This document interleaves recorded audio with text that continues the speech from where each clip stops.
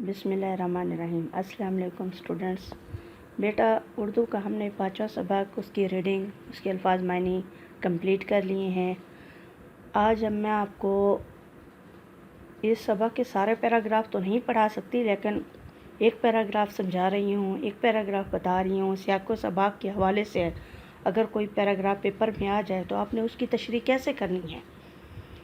बेटा सबसे पहले आपने उसमें लिखना है कि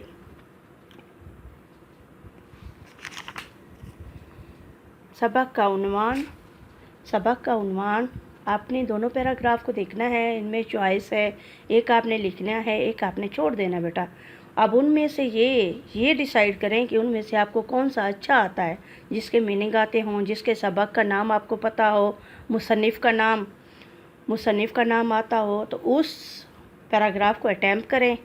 बेटा उसके लिए सबसे पहले आपने क्या लिखना है बच्चे कि सबक का उन्वान, मतलब जैसे मैं आपको पढ़ा रही हूँ, जैसे आज हम जो पैराग्राफ है उसकी तशरीह कर रहे हैं, उस सबक का नाम है अदीब की इज़्ज़त और मुसन्निफ़ का नाम प्रेमचंद। ठीक है बेटा। उसके बाद बेटा बात आती है सियाक़ो सबक की। सियाक़ से मुराद होता है मतलब पीछे से मज़मून क्या आ रहा है, मतलब इस मज़मून में, इस टॉपिक में, इस पैराग्राफ में पीछे से क्या आ रहा है, और सबक यानी उसके आगे मज़मून क्या चलेगा, क्या होगा। ठीक है बेटा। इस पैराग्राफ में सियाक़ो सबक के बाद सियाक़ो सबक के बाद फिर आपने उस पैराग्राफ की तशरीह करनी है।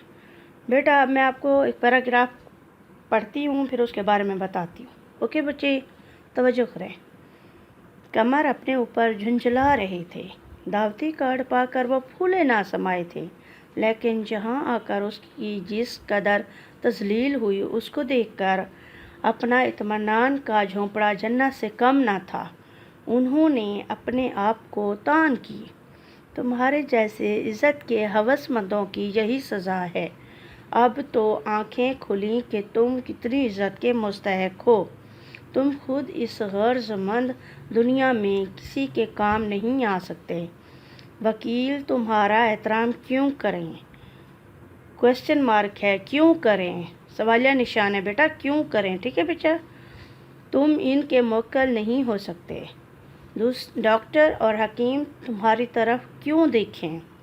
इन्हें बग़ैर फ़ीस के घर आने की ज़रूरत नहीं। तुम लिखने के लिए बने हो, लिखते जाओ। इस दुनिया में तुम्हारा और कोई मसरफ़ नहीं। बेटा ये है पैराग्राफ। अब हज़रत कमर का नाम ऊपर आ गया है तो समझ आ गया है कि ये सबक कहाँ से लिया गया है, कौन से टॉपिक से लिया गया है, कौन से सबक का ये पैराग्राफ है। तो बेटा सबसे पहले सबक का उन्वान लिखेंगे आप, अदीब की इज़्ज़त। उसके बाद आप मुसन्निफ़ का नाम लिखेंगे। उसके बाद इस पैराग्राफ में बताएंगे कि ये सबक का आखिरी पैराग्राफ है। इसमें कमर साहब जो एक शायर हैं, सुबह सवेरे चाय पीकर काम में लग गए। यही इनका ओढ़ना बिछोना था। एक रईस ने उन्हें मजलिस में मदहू किया। मतलब अब आपने उस पैराग्राफ के थोड़ा सा पहले उसके बारे में बताना है कि उस पैराग्राफ में क्या क्या आया होगा। इस पैराग्राफ से पहले क्या मांग रहा है, क्या पूछ रहे हैं हमसे पहले, इससे पहले। खुश पोश फटे पुराने कपड़ों में चले गए। बाज़ार से गुज़रते सबको बताते गए कि राजा साहब ने मुझे दावत दी है। तकरीब में मेहमानों से तारुफ कराया गया। हर एक ने कमर साहब को बस यूं ही समझा। और उसके बाद बेटा तशरीह। अब आते हैं सियाक़ो सबक बताने के बाद फिर आप आ रहे हैं तशरीह की तरफ।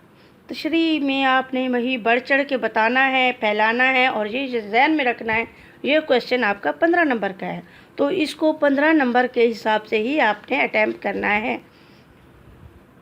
कमर साहब एक मुफलिस शायर थे। अपने लिखने पढ़ने के काम में हमेशा मगन रहते। शायरी के अलावा कोई ऐसा फ़न नहीं जानते थे जो रोज़गार का ज़रिया बन सके। लोगों से मिलना जुलना भी कम था। बस गुज़र औक़ात ऐसे तैसे चल रही थी। रईस शहर ने उन्हें एक दावत में मदऊ कर लिया। वो खुशी से फूले ना समाये। कमर साहब को पहला धचका उस वक्त लगा जब उनकी ज़ाहिरी हालत देखकर दरबानों ने गेट पर रोक लिया और कार्ड तलब किया। جیسے تیسے ان سے جان چھوٹی تو مہمانوں سے تعارف کے دوران میں مہمانوں نے ان کے شاعر ہونے پر طنز کیا۔ اچھا آپ شاعر ہیں، اور اس کے علاوہ بچے آپ یہاں پھر یہی ہے کہ اب قمر صاحب کی سمجھ میں یہ بات آ گئی تھی کہ قدردانی کی خواہش کی شدت انہیں بے چین کیا، انہیں یہاں آ کر لے آئی، مگر یہاں آ کر انہوں نے دیکھا یہاں کتاب پر دولت کو ترجیح دی جاتی ہے۔ لیاقت راوی کے مطابق فٹ پاتھوں پر پڑی کتابیں، جوتے سجے دکانوں میں، حالانکہ ایک وقت تھا کہ شہزادے استاد کے جوتے سیدھے کرنے کو سعادت سمجھتے تھے۔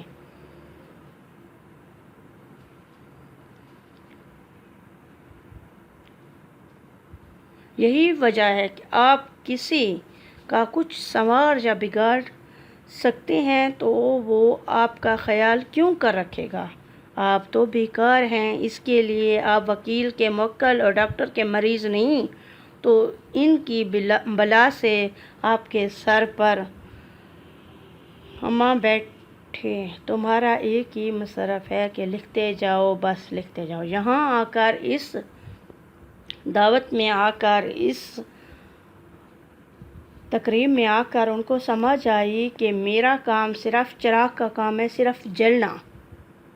اس لیے میرا کام ہے صرف لکھنا لکھنا لکھنا، بس لکھنا۔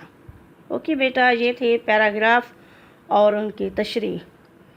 ٹھیک ہے بچے، اوکے۔ اور اس کے بعد بیٹا آپ کو تھوڑا سا وہ بتا دیتی ہوں ایکسرسائز اس کی، کہ تاکہ یہ سبق ہمارا کمپلیٹ ہو جائے۔ حضرت قمر نے چائے کا درست جواب پر ٹھیک کا نشان لگائیں۔ حضرت قمر نے چائے کا پیالہ تیار کیا۔ کتنی بار بچے؟ 20 دفعہ ابالی ہوئی، 30 دفعہ، 40 دفعہ یا 50 دفعہ؟ بیٹا 20 بار ابالی ہوئی۔ حضرت قمر کی رائے میں چائے میں دودھ ملانا کس کا کام ہے؟ ہمارے رئیسوں کی ایجاد ہے، ہمارے غریبوں کی ایجاد ہے، ہماری عوام کی ایجاد ہے، ہمارے حکمرانوں کی ایجاد ہے؟ ہمارے رئیسوں کی ایجاد ہے بیٹا، درست آپشن۔ حضرت قمر کی بیوی کا نام تھا رضیہ رفیہ سکینہ نام تھا بچے۔ قمر صاحب کے پاس روپے کہاں سے آنے والے تھے؟ اخباروں سے، دکانداروں سے، رئیسوں سے، شاعروں سے؟ بیٹا حضرت قمر کے پاس روپے کہاں سے آنے والے تھے؟ اخباروں سے۔ اوکے بیٹا، یہ تھی ان کی تھوڑا سا ایکسرسائز اور پیراگراف کی تشریح آپ نے آج دیکھی ہے۔ انشاءاللہ پھر اگلا نیکسٹ سبق سٹارٹ کریں گے۔ اوکے بیٹا، اللہ حافظ۔